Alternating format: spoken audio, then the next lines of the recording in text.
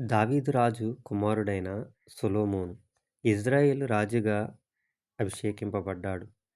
దేవుడు అతనికి ఒక వరం కోరుకోమన్నప్పుడు సొలొమోను సంపదను గాని, శక్తిని గాని కోరలేదు. ప్రజలను న్యాయంగా పాలించేందుకు జ్ఞానాన్ని కోరాడు. దేవుడు అతని వినయాన్ని మెచ్చి అపారమైన జ్ఞానాన్ని ఇచ్చాడు. ఇద్దరు స్త్రీలు ఒక శిశువు విషయంలో వాదించగా, సొలొమోను తెలివైన తీర్పుతో నిజమైన తల్లిని గుర్తించాడు. ఈ సంఘటన వల్ల అతని జ్ఞానం దేశమంతా ప్రసిద్ధి చెందింది.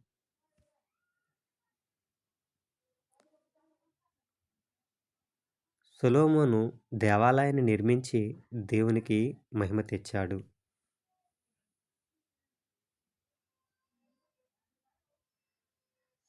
ఈ విధముగా సొలొమోను తన రాజ్య పరిపాలనలో దేవునికి మహిమకరంగా జీవిస్తూ వచ్చాడు.